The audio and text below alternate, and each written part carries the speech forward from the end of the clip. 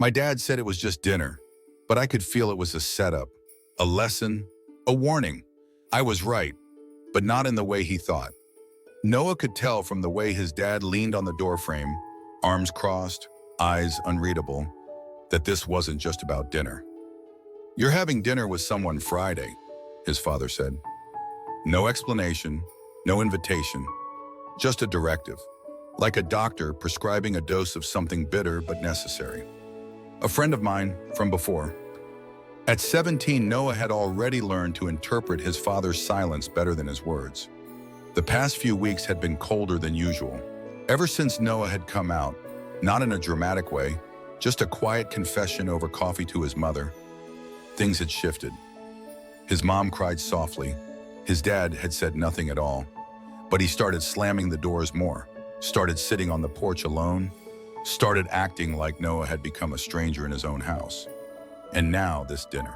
The man he was to meet was named David, an old friend of his father's, someone who, in his dad's words, had walked the same path but turned back. That phrase haunted Noah all week. It wasn't a warning, it was a mission to save him from who he was. His dad had found someone who had allegedly stopped being gay, like it was a cold or a phase. And he wanted that someone to prove to Noah that love, his kind of love, was wrong. By Friday evening, Noah had memorized every possible excuse to bail, but some small part of him, curiosity, rebellion, something deeper, pushed him to go, to sit across the table from a stranger and find out why his father thought this man could fix him, or worse, replace him. David lived 2 towns over in a quiet neighborhood full of neatly trimmed hedges and motionless porch swings. His house looked like it hadn't changed in 20 years. The curtains were floral, the lights inside faint and yellow. Noah knocked once and the door opened almost immediately. David was in his 50s, tall but slightly hunched, with kind eyes that darted nervously. "Noah, right?" he said, voice soft, like someone who had practiced being non-threatening. The house smelled like lemon cleaner and something older, like books and boxed-up memories. Noah stepped inside and followed David into the kitchen. On the table, a casserole dish still steaming, 2 plates and a vinyl record spinning faintly in the background. Something old, jazzy, something his dad would have liked. They sat, and for the first few minutes, nothing felt out of place. Small talk, the weather, school. David asked questions like he was trying too hard to be interested, but Noah kept waiting for it. The pivot, the speech, the "I used to be like you," and it came. "I know your dad told you a bit about me," David began, voice cautious, hands clasped in front of him like a prayer. "I used to identify differently, but I've made peace with that chapter. It wasn't who I really was." There it was, the script. Noah felt something coil in his stomach, but instead of pushing back, he just nodded. "Did you ever believe it was real, the way you felt back then?" David blinked. It was a small question, but it landed like a hammer. He didn't answer. Not yet. And in that silence, Noah realized something.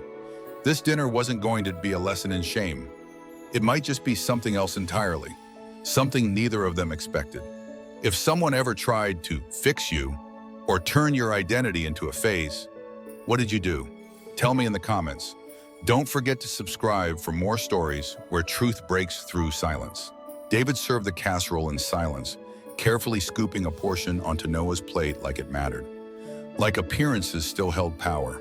He poured sweet tea into matching glasses, adjusted the folded napkins on each side of the plates, then sat down across from Noah like a man sitting across from a mirror he'd spent years avoiding. "I used to think I was," David said suddenly. "Gay, I mean, but I figured out I wasn't. Eventually."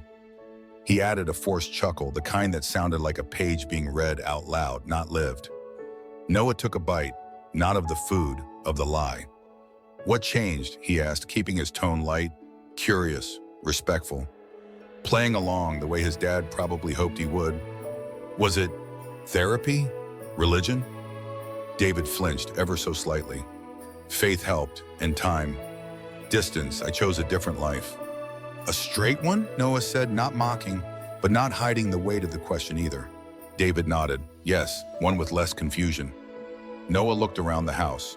There were no photos on the walls, no signs of another person, no traces of a past shared with anyone. Not even a dog bed, not even dust where picture frames used to be. You live alone? A pause. Yes. Ever married? Another pause. No. Noah nodded slowly, then asked the question he'd been building toward without even knowing it. How long have you been not gay? That's when David looked up, really looked at him. And for a moment, his expression changed. A glitch in the performance. Something cracked behind his eyes. Since around your age, he said quietly. Since 17. Same age your father was when we... He stopped himself too late. Noah caught it. When you what? David's fork clinked against the plate. Nothing. We were close, your dad and I. Noah leaned in slightly. Like best friends? David stared at his food. That's what we told everyone. There it was. Not a confession, but the shadow of one. And then came the mistake. David got up, walked to the small record player in the corner, and flipped the vinyl. The jazz stopped. A new song began, one that didn't match the room at all. An old love ballad, raw and aching, lyrics drenched in something too personal for background music. Noah didn't know the song, but it hit him. The melody didn't feel like nostalgia. It felt like mourning. Was this your song? He asked quietly. David didn't answer. Instead, he looked at the shelf above the fireplace. There, in the middle of a row of meaningless knickknacks, was a box. Simple, wooden, polished, but worn. He walked over, picked it up, then brought it back to the table. I shouldn't, he whispered. Noah waited. David opened the lid and pulled out a folded piece of yellowed paper. Your father gave me this before everything changed. Noah reached for it, but David didn't let go. This isn't part of the script, he said. I'm not here to read a script, Noah replied. David hesitated, then let go. The letter was dated July 18th, 1992. It began with just a few words. David, I don't know if I'll ever be brave enough to say this out loud. Noah stopped reading. His hands were shaking. You were in love, he said. David nodded. Barely. And he, what? Chose the lie, the girl, the family, the silence? David's voice broke for the first time. He chose not to lose his father, so he chose to lose me instead. Noah sat back in his chair.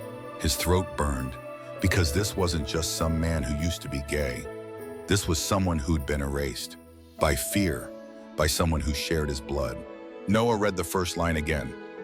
Not because he needed clarity, but because he wanted to understand the weight of it. A father who couldn't say, I love you out loud unless it was hidden behind ink and time. David sat still, as if he were witnessing the past claw its way back through the floorboards. His fingers trembled on the rim of his teacup, and when he finally spoke, it wasn't to defend Michael, Noah's father. It was to explain a betrayal that still hadn't stopped echoing. We were 17, David said. Your dad and I used to sneak off to Lake Monroe on weekends. We'd camp out under the stars and make up stories about who we'd be someday. Writers, travelers, not soldiers, not husbands, just us, free. Noah closed the letter slowly, unsure if he wanted to hear the rest, but knowing he had to. We were stupid enough to think we could stay hidden forever. His dad caught us. We were, David swallowed hard, holding hands, that's all. But it was enough. David stood up and walked over to the kitchen sink, staring out into the darkened yard. His voice softened, like it was slipping beneath water. They gave him an ultimatum: burn the letter I'd written him or get out of the house with nothing. They handed him a match, watched him strike it, and told him that salvation started with ash. Noah stayed silent, throat clenched. He'd always wondered why his father was so good at pretending. Now he knew it wasn't a skill. It was a survival instinct. He came back the next week, David continued, pretending it never happened. Never spoke about it again. Joined the army, married young, had you, and never once, not once, looked me in the eyes after that. Noah felt anger rise, but it wasn't wild. It was clean, cold, the kind of clarity that comes when the curtain is finally pulled back. So why did he send me here, he asked. David turned around, confusion briefly flickering. What do you mean? If he was so afraid of what you meant to him, why would he send me to you? It doesn't make sense. David shook his head. Maybe he thought I'd convince you it's safer to bury it, to pretend like he did. Then he doesn't know me at all, Noah said, his voice steady now. Because I don't want safety. I want truth. There was a long pause between them.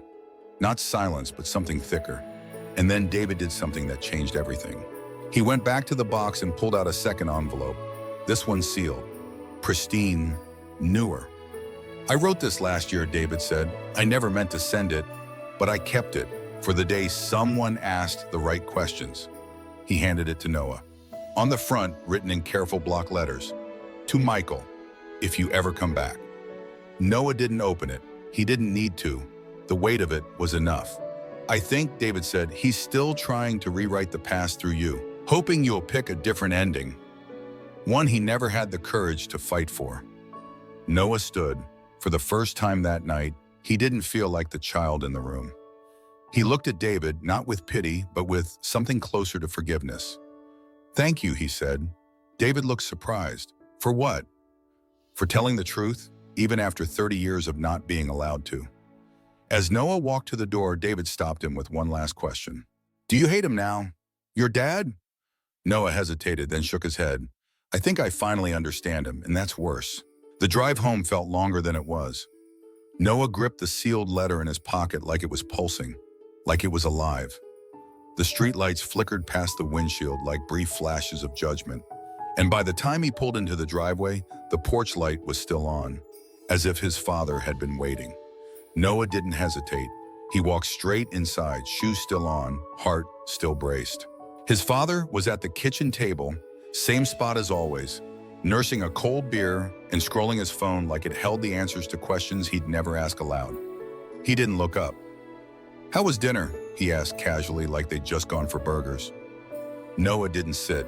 He reached into his pocket, pulled out both letters, the old one and the new, and set them gently on the table like weapons in a duel. What are those? His father asked, barely glancing at them. One's from you, Noah said. The other one should have been. That got his attention. His father looked at the envelopes, then at Noah, slowly, warily. I don't know what you're trying to do here, he said. I'm not trying to do anything, Noah replied.